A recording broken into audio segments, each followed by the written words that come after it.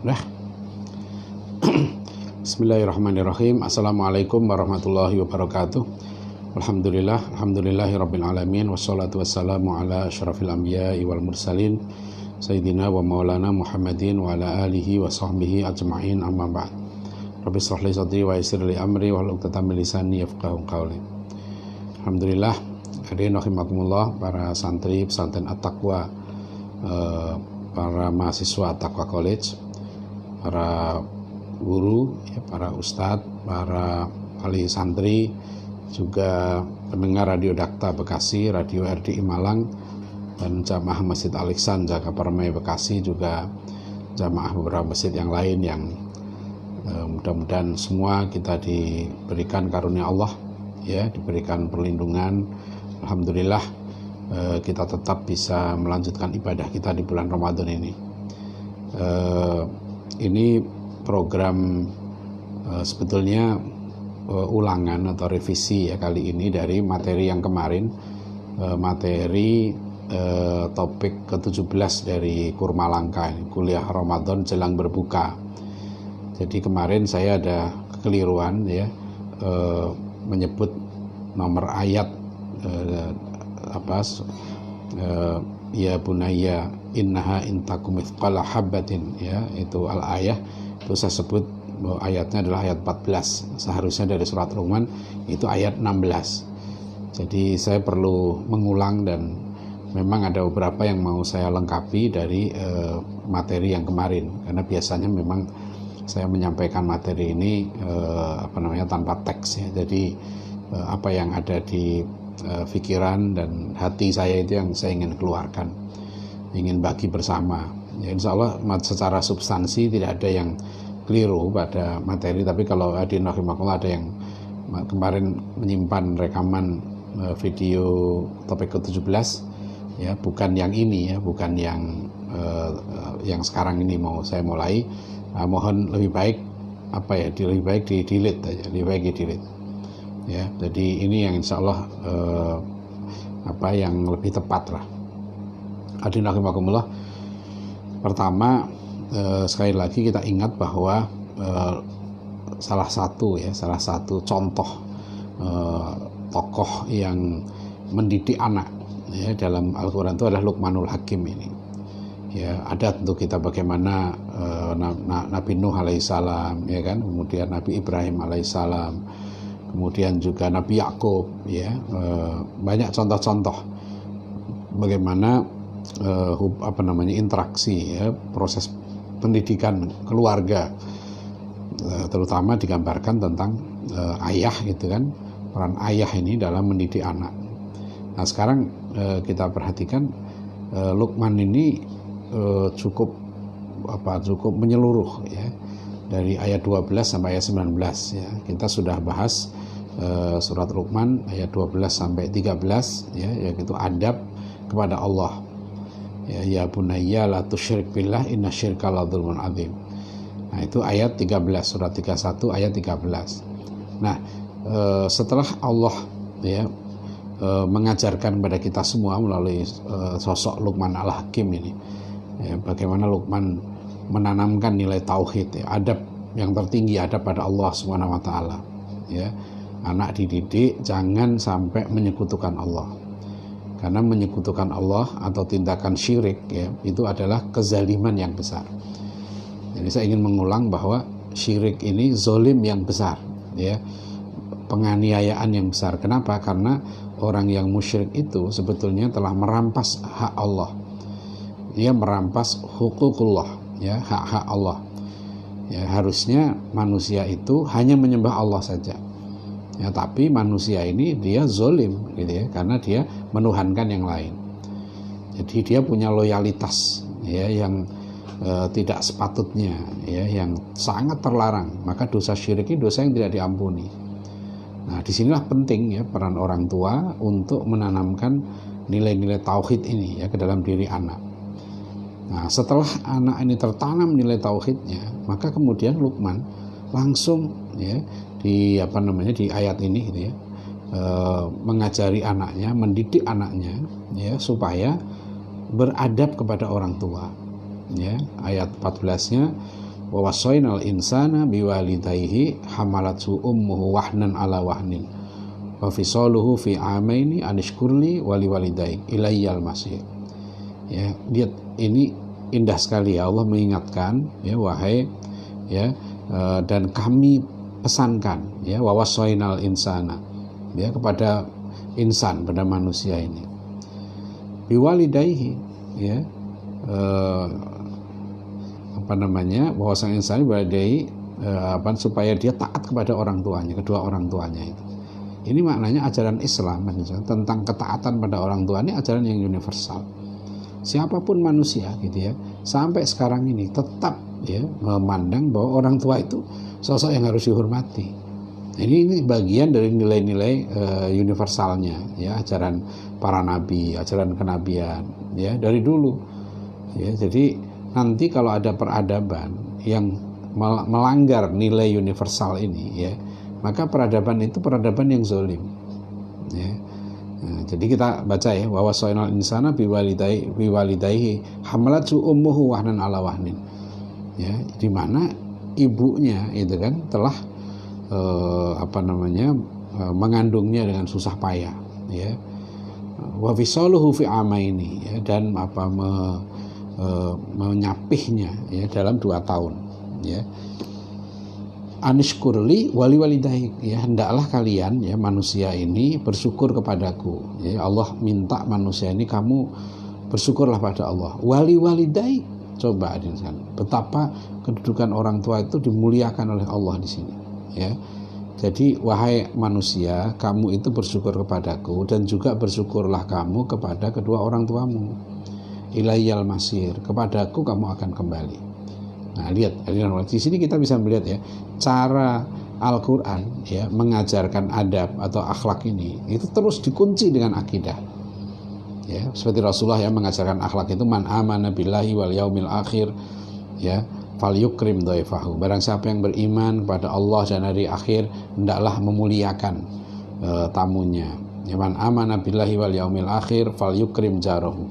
Barang siapa yang beriman pada Allah dan hari akhir, hendaklah muliakan tetangganya. Man amana billahi wal yaumil akhir falyaqul khairan aw liyasmut. Jadi makanya kenapa akhlak itu ya dalam Islam itu merupakan refleksi dari iman gitu ya. Maka orang kata Rasulullah, akmalul mu'minina imanan ahsanuhum khuluqa. Orang yang paling sempurna imannya, yang terbaik dari yang sinyalnya, indikator yang baik itu akhlaknya yang terbaik gitu. Karena memang ya dalam Islam seorang muslim ya, seorang yang beriman itu, akhlak itu realisasi dari keimanan. Itu makanya dalam ajaran Islam ya, akhlak itu kuat ya, diikat dengan akidah, diikat ya, diperkokoh dengan keimanan, disempurnakan dengan iman itu. Nah itu kan, jadi kalau Rasulullah SAW itu bi'uthil utamima makarimal akhlak sudah ada. Manusia itu punya akhlak, tapi tidak sempurna, tidak dipandu dengan agama, tidak dipandu dengan iman. Jadi wa ilayyal masir kan, Allah mengingatkan kamu syukur kepadaku dan juga syukur pada orang tuamu, gitu kan? Dan kamu akan kembali kepadaku, gitu kan? Maknanya apa di situ? Ya, kamu akan diminta pertanggungjawaban. Ya, taat kepada orang tua, hormat pada orang tua. Gitu. Ini masya Allah, ini ajaran yang kita bersyukur betul ya. Kita sebagai orang Muslim, kita mendapatkan ajaran yang abadi, ajaran yang tidak tunduk kepada budaya. Ya, jadi ini akhlak ini, ya ajaran taat pada orang tua ini, itu lintas zaman, lintas budaya. Dimanapun juga ini menunjukkan bahwa agama kita ini betul-betul agama wahyu. Ya, genuine revealed religion. Ya, itu kata Prof. Nakib Al-Atasan. Islam is the only genuine revealed religion. Islam itu satu-satunya agama wahyu yang murni. Lihat ajarannya ini. Ya, itu lintas zaman, lintas budaya, sampai kapanpun. Tadi saya bilang zolim satu peradaban kalau ada nilai-nilai di peradaban itu yang membuang ya keharusan anak untuk taat pada orang tua. Yang bisa kita lihat sekarang peradaban barat, peradaban modern ini, peradaban modern ya yang tidak lagi ya mengharuskan anak ya untuk taat pada orang tua ketika anak itu sudah dewasa. Ya, bahkan seolah-olah itu kan orang tua itu harus mengikuti anaknya. Ya, jangan berlebihan. Ini juga dalam dunia pendidikan kita hati-hati nih dengan orang tua, dengan guru gitu ya. Seolah-olah nanti semua itu demi anak. Ya. Anak nggak boleh, orang tua nggak boleh mukul anaknya. Loh, Islam itu membolehkan loh mukul anak. Tapi dalam hal apa? Ya, dan bagaimana? Karena Rasulullah perintahkan itu. Ya, kalau anak umur 10 tahun tidak mau sholat gitu kan, maka boleh dipukul. Ya tentu bukan pukulan kematian, ya, pukulan yang KO, bukan begitu. Ini mendidik. Ya, mendidik. Jadi hadirin rahimakumullah, ini penting bagi kita ya, untuk menyadari ya, ajaran ini sangat mulia, ajaran taat pada orang tua ini. Dan apa artinya di sini? Ini tanggung jawab orang tua lah, menyadarkan anak ya supaya dia sadar posisinya, ya, bahwa dia itu anak. Kan kita sudah sebut ya bahwa dunia ini, kata Taufik Ismail, itu kan panggung sandiwara. Ya, setiap kita dapat peranan yang harus kita mainkan. Ya, nggak usah kita macam-macam gitu ya. Pokoknya kamu orang tua, hak kamu begini, kewajiban kamu begini gitu. Kamu anak, hak kamu begini, kewajiban kamu begini. Kita jalankan aja deh, kita ini hamba Allah. Ya. Kita jangan merasa sok lebih tahu dari Tuhan, merasa lebih pintar dari Tuhan. Kenapa Allah mengajarkan begini? Kenapa ajaran begini? Itu udah jelas ajaran Allah begini. Ya, apakah akal kita sampai atau enggak? Ikuti saja. Ini macam-macam nanti tuh. Ya kenapa anak harus taat pada orang tua? Udah, itu perintah Allah, itu saja. Ya, itu perintah Allah dan Rasulnya. Ya, jadi sebagai anak itu kan pahami aja apa kewajibannya, apa haknya. Ya, orang tua begitu, suami begitu, istri begitu, pemimpin begini, hak-haknya ini, kewajibannya ini. Ya kan? Rakyat itu kewajibannya begini, hak-haknya begini. Sebab nanti di akhirat ini kita akan bertanggung jawab semuanya atas peran kita masing-masing.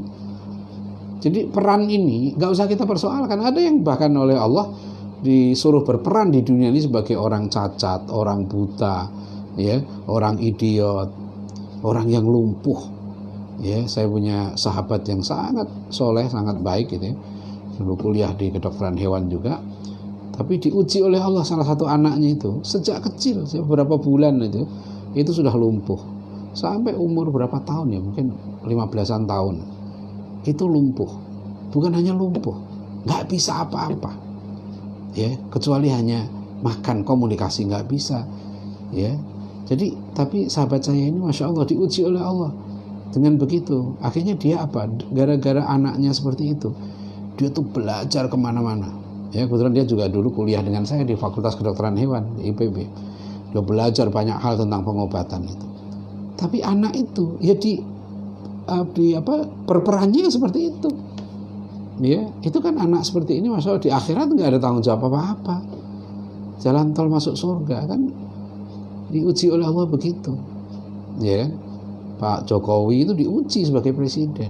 Di akhirat nanti berat tanggung jawabannya. Pak Anies Baswedan sebagai gubernur DKI. Nah, itulah enaknya orang Islam itu. Di sini selalu diingatkan, ya bunayya la tusyrik billah itu oleh Luqman ini. Terus ingatkan dengan Allah. Nah, inilah karakter yang khas dari ajaran Islam itu. Rasulullah diutus untuk menyempurnakan akhlak ini. Ya, itu dikaitkan terus ya, akhirat ingat, karena ciri orang takwa itu kan wabil akhirati hum yuqinun, dengan akhirat mereka yakin. Jadi kalau anak ya kita sadarkan, kamu itu taat pada orang tua, itu bukan untuk orang tua sebenarnya, untuk kamu sendiri nanti. Yang kalau dia bandel ya, dia nggak taat sama orang tua, dia durhaka ya, dia nggak suka saja ya, malah dilarang dalam Al-Quran kan, wala taqul lahuma uffin, kata-kata itu aja menunjukkan nggak suka dengan orang tua, itu aja nggak boleh. Kita ingatkan anak-anak, kamu nggak boleh sama orang tua begitu, karena apa? Dia yang rugi, ya kan? Orang tuanya tentu sakit hati ya, nggak nyaman dengan tindakan anaknya, tapi yang rugi anaknya. Ridallahi fi ridal walidain wa sukhtullahi fi sukhtil walidain. Ya, jadi alhamdulillah untuk kita selamat di akhirat gitu ya, Kita semua kan juga sebagai anak, ya, juga nanti sebagai orang tua. Anak nanti juga akan jadi orang tua. Maka ketika sebagai anak itu ya berperanlah sebagai anak. Ya, bagaimana? Karena di dunia ini kita berperan menjalankan peran yang diberikan oleh Allah sebaik-baiknya. Peran itulah yang nanti akan kita pertanggungjawabkan. Gitu ya. Maka kan aneh kalau orang itu, ya kan, di dunia ini mau ngambil banyak peran, ya kan, peran sebagai kepala rumah tangga, ya, peran sebagai gubernur, ya, peran sebagai organisasi ini, peran sebagai ini, peran sebagai itu. Waduh, itu semua itu peran yang kita ambil di dunia ini, ya, meskipun nanti dapat imbalan, dapat kehormatan, dihormati di mana-mana, tapi ingat akhirat.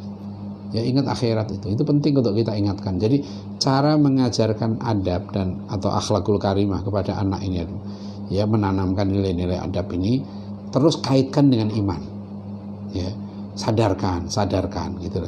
Jadi bukan hanya gitu ya, karena faktor budaya. Ya, misalnya kamu harus jujur, nanti kalau kamu nggak jujur kamu nggak dipercaya. Iya, itu nggak apa-apa. Tapi ingat yang lebih penting lagi, kalau kamu nggak jujur, kamu dosa. Kalau kamu nggak jujur, kamu tanggung jawab di akhirat nanti. Itu yang penting.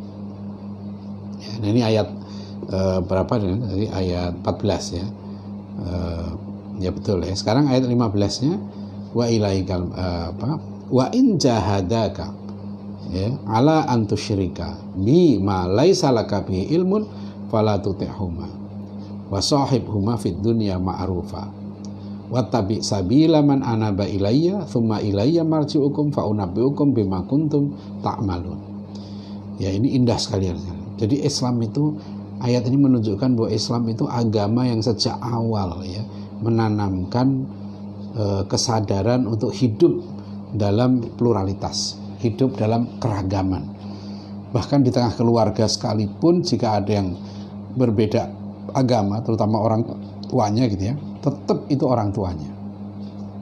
Ya. Jadi tadi kan disuruh taat pada orang tua, bersyukur pada orang tua, maknanya taat pada orang tua kan.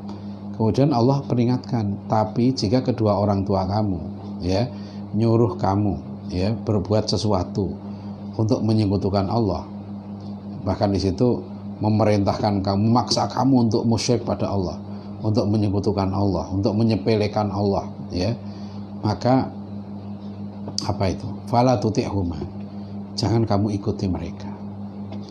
Wa sahibhuma fid dunya ma'rufa. Nah, tapi Allah ingatkan, tapi tetap kamu harus, ya, berbuat baik, ya.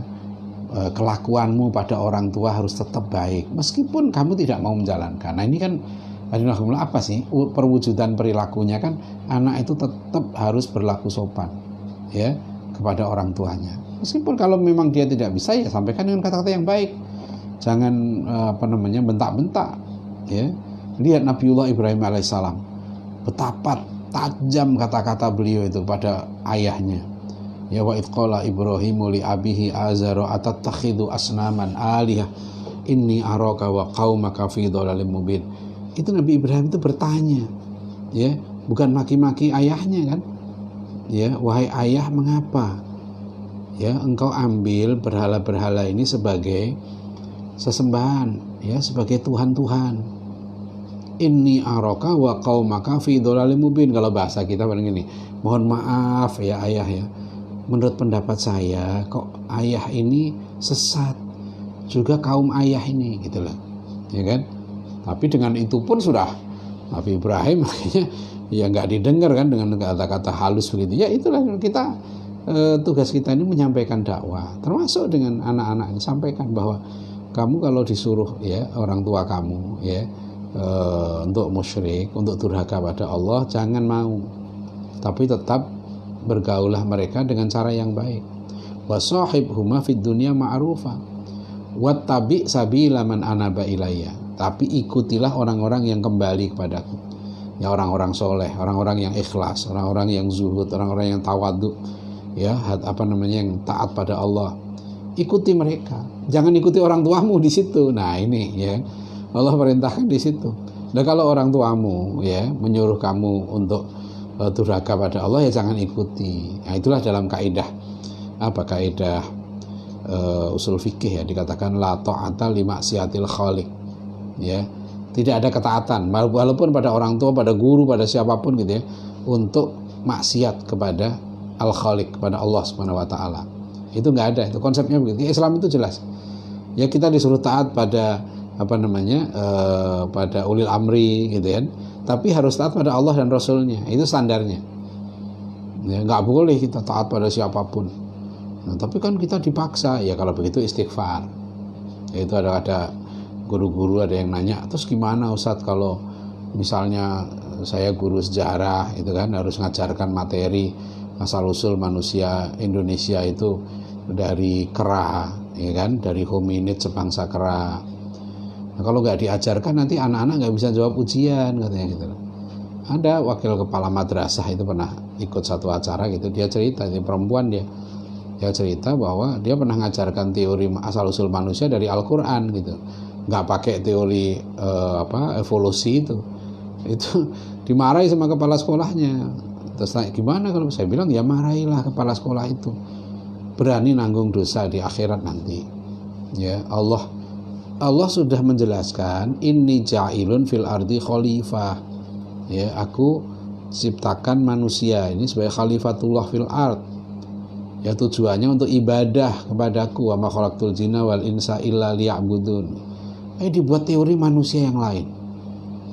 Manusia itu unsur terpentingnya adalah ruh. Ya, wa nafakhtu fihi mir ruhi. Allah sampai Allah menyebutkan kamu itu manusia ini diciptakan min sulalatim, ya, mimma immahin, dari saripati, air yang hina. Ya, kemudian aku tiupkan ruh di situ. Nah, ruh inilah yang entitas terpenting manusia. Karena ilmu pengetahuan modern yang positivistik ini gitu ya, yang materialistik, nggak mengakui ruh ini sebagai objek ilmu karena ghairu maksus, ya, karena tidak bisa diindra. Akhirnya ilmu tentang roh itu nggak diakui sebagai sains, ya, karena nggak bisa diindra, nggak bisa dirasionalkan. Ini dibilang dogma. Nah, ini salah ini Pak, ini ilmu. Kasihan guru-guru di situ. Berarti guru-guru itu disuruh mengajarkan ilmu yang tidak sesuai dengan, kan itu diajari untuk melawan Tuhan loh. Nah, ini nggak main-main loh, masalah-masalah begini, masalah ilmu ini berat. Ya, ini tanggung jawab terutama kebijakannya pada pemerintah. Yang nyuruh siapa itu? Yang nyuruh kita punya Pak Ma'ruf Amin, kita punya yang ahli agama, ya, di kementerian kita, di menteri koordinatornya tokoh Islam juga, tokoh organisasi Islam, ya kan? Dan kita sudah berkali-kali, kami dari Dewan Dakwah itu sudah pernah menyerahkan 2 jilid buku sejarah nasional Indonesia, gitu kan, yang mengoreksi teori, dan saya sendiri langsung menyerahkan kepada juru bicara Kemendikbud waktu itu. Ya, saya datang sendiri ke Kemendikbud dalam satu seminar tentang sejarah. Ya, saya diundang Kemendikbud waktu seminarnya di Istiqlal oleh Direktorat Sejarah. Itu juga saya sampaikan, mohon diubah karena kita ini mau didik manusia, Pak. Mau didik manusia supaya manusia itu menjadi orang beriman, bertakwa, berakhlak mulia. Maka yang paling penting adalah mendefinisikan manusia itu harus betul. Ya kan? Manusia itu makhluk baru, khalqan akhar. Adam alaihissalam itu makhluk baru, bukan ya hasil evolusi dari kera gitu loh. Manusia ini bukan kelas tertinggi dari primata. Bukan. Ya. Manusia itu secara substansi, secara secara ontologis, ya, itu takrifnya beda dengan binatang.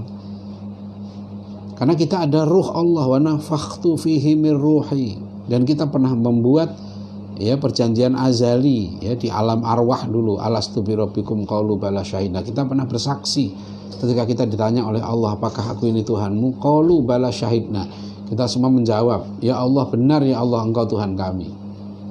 Itu yang sekalian. Nah, sekarang ketika sudah lahir sebagai anak, diingatkan, nih loh, kan Allah itu sayang betul sama kita. Kita diciptakan Allah sebagai hamba Allah, ya kan, sebagai khalifatullah fil ard, ya.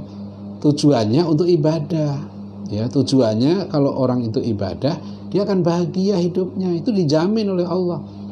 Ala bi dzikrillahi tatmainnul qulub. Ingatlah dengan berzikir ya kepada Allah, itu hati akan menjadi tenang. Nggak akan tenang, Mbak. Orang itu meskipun dia kuasa, kaya, terkenal di mana-mana gitu ya, hartanya melimpah ruah sampai susah dihitung, di tanahnya ada berserakan di mana-mana gitu, nggak akan dia bahagia kalau dia nggak berzikir pada Allah. Ujung-ujungnya narkoba udahlah. Ya, kenapa kok orang terkenal, cantik, populer, ya, tampan, terkenal, wah di TV kelihatan tertawa-tertawa, ya kelihatan nggak pernah berduka lah gitu ya. Loh, tiba-tiba nggak bisa tidur, gitu, nggak bisa tidur. Untuk tidur harus dibantu dengan psikotropika, coba. Akhirnya ditangkap polisi, dimasukkan penjara, gitu. Itu coba kita renungkan kan. Kalau orang itu misalnya membangkang pada Allah, sudah nggak nerima bahwa dia itu hamba Allah, itu bertentangan dengan fitrahnya. Ya, nah di sini kita ini diatur oleh Allah, kamu anak nih gitu ya, begini nih taat sama orang tua, udah bahagia. Kamu nih istri nih taat sama suami, udah. Jangan, kenapa kok ada istri harus taat pada suami? Bukannya suami taat sama istri, kan istrinya lebih kuasa, ya kan? Istrinya lebih hebat, penghasilannya lebih besar. Ya, dia ditaati oleh mungkin jutaan laki-laki. Lah ini seorang laki-laki di rumah, kok harus saya taati? Nah di luar aja ribuan laki-laki taat sama saya. Nah, mikir kamu ini perempuan bagaimanapun juga. Ya, kamu hamba Allah. Ya, Allah suruh kamu taat sama suami. Udah, nggak mau ya nanti tunggu akhirat. Tuh berapa lama kamu hidup? Berapa lama mau petentang-petentang di dunia ini? Ya, sebutlah orang yang paling kuasa. Ya, contoh Fir'aun itu kan kurang apanya. Ya, sombongnya bukan main, karena merasa hebat sampai berani mengaku sebagai Tuhan. Gitu. Ya, ana rabbukumul a'la itu kata Fir'aun itu. Itu siapa yang lebih hebat kekuasaannya daripada Fir'aun? Kan kira-kira begitu sekarang. Ya kan? Fir'aun itu nggak pakai pemilu, dipilih itu. Ya, dia nggak ada, dia sumpah jabatan Fir'aun itu. Sekarang penguasa sampai 5 tahun saja, paling lama 10 tahun. Ya, mau presiden, mau gubernur, menteri apalagi jadi menteri, kapan saja bisa dicopot. Ya, saya alhamdulillah pernah berapa tahun jadi wartawan di istana. Tahu kalau sudah kalau sudah presiden, dia bagi menteri itu, dia lagi makan dengan keluarganya nih, dipanggil presiden, namanya pembantu presiden ya datang. Ya, jadi kalau janji sama menteri itu sudah siap-siap aja, setiap waktu itu dibatalkan. Alasan menteri paling enak itu dipanggil presiden, itu nggak bisa. Itu adinul. Jadi kembali kita pada topik kita ya. Topik kita ini topik adab kepada anak kepada orang tua, ini sangat penting. Ya, dan kemudian ayat 16-nya dikunci ya di situ. Maksudnya ditegaskan lagi oleh Allah agar betul-betul ya bunayya innaha intakum mithqala habatin min khardalin fatakun fi sakhratin aw fi samawati aw fil ardi ya'ti bihallah innallaha latifun khabir. Ya, ingat wahai ya anakku, ya sekecil apapun ya perbuatan itu, ya itu tersembunyi kayak apapun di langit, di bumi, taruhlah di dalam bumi, ya'ti bihallah, Allah akan mendatangkannya, Allah akan menghisapnya. Ini penting, ini kesadaran ihsan. Ya, jadi artinya apa? Orang tua kita ini harus selalu menyadarkan kepada diri kita, kepada keluarga kita, pada anak-anak kita bahwa apapun yang kita lakukan itu dilihat oleh Allah loh. Kamu sembunyi di kamar, buka laptop, buka apapun, handphone sendiri, apa Allah tahu. Ya, sekarang jangankan sampai di dunia sekarang udah bisa dilacak. Ini kan hasil ya, intelektual manusia. Sekarang sudah mampu melacak seperti itu. Ya. WA aja yang sudah di-delete itu bisa dibaca. Apa sekarang ini? Nah, di akhirat lebih canggih lagi sudah. Jadi sekarang ini makin canggih ya alat teknologi ini ya, kalau telekomunikasi itu kelihatan, saya merasakan ya, sepertinya yang digambarkan alam akhirat itu makin dekat memang. Ya, cuma dekat ini kapan nggak tahu kita. Itu waktu itu Allah. Tapi terjadinya ini makin Dulu sebenarnya kan di akhirat itu nanti al yauma nakhtimu ala fahim wa tukallimuna aydihim wa tashhadu arjulum bima kanu yaksibun, kan gitu. Ya, nanti di akhirat itu ya kan, ketika mulut dikunci, tangan bicara, kaki menjadi saksi, kan gitu. Nah sekarang bener kan, dulu kita orang gimana tangan bicara, sekarang kita setiap hari lebih banyak mana mulut kita atau tangan kita yang bicara melalui handphone, ya kan makin dekat. Dulu nggak terfikir tangan bisa bicara, ya sekarang ya nanti di akhirat kita tidak tahu, semua itu Allah. Kita sendiri, tubuh kita seperti ini, itu nggak masuk akal juga. Allah itu menciptakan sesuatu dari tidak ada menjadi ada. Itu akal paling cerdas suruh nelusuri. Dari mana asal usul tulang, daging, ya kan? Kok bayi keluar itu, kok ada tulangnya, ada dagingnya, ada jantungnya, ada ginjalnya, ada sarafnya. Itu dari mana? Kan dia cuma minum air susu. Dari mana asal usul tulang itu? Gak bisa. Akal seluruh manusia ngumpul suruh mikir itu gak ada. Kita hanya tahu ini Rabbana ma khalaqta hadza batila. Ini ciptaan Allah semua. Nah itu ya, ini kesadaran ya. Jadi akhlak itu sekali lagi termasuk taat pada orang tua, adab pada orang tua ini, itu harus selalu kita tanamkan, kita perkuat gitu ya, dengan kesadaran ihsan ini.